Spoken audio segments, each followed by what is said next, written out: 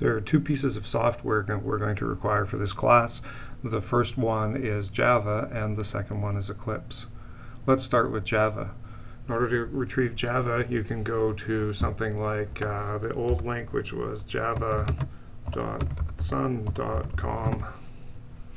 which takes you to Oracle these days, and go under New Downloads, and you'll see the Java Standard Edition 7 Update 2, which is the latest one as of December. There's a whole bunch of options here for which one to choose. The difference between them is that the JRE, or runtime environment, is something that will only run Java, doesn't allow you to program in it, whereas the JDK is the version that does allow you to do programming. So you can click the download button and it will give you options to download.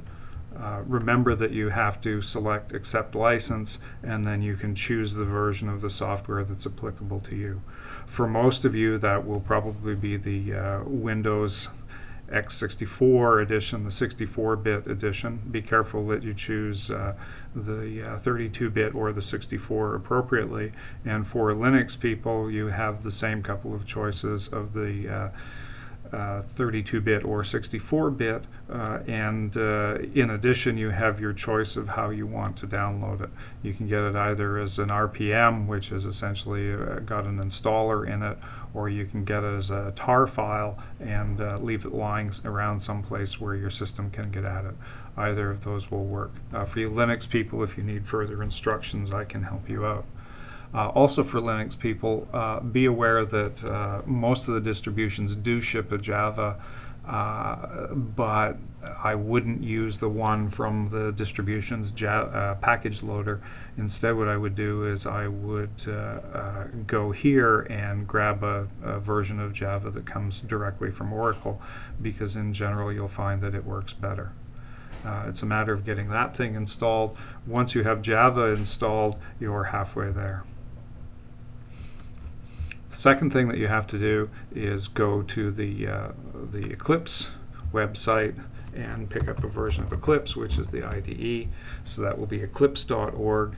You go to eclipse.org, you can find the button that says Download Eclipse and choose the correct version. You've got a couple of choices here. You can either choose the Eclipse IDE for Java developers, or you can use something like Eclipse Classic. Either one of those two will work. They won't make a difference. And again, be careful to choose the version that's either 64-bit or 32-bit, depending on what kind of software you're running, what kind of operating system you're running. Eclipse comes as basically a zip file that you can download and leave around anywhere, so you can put it in your home directory even, and it will work just fine. With Eclipse, it's also possible to have multiple versions of Eclipse running, so you can have different versions, but in general we're just going to have one of those running. And after you've got those two done, you should be able to fire up the Eclipse, and if Java has been installed properly, then Eclipse will work for you.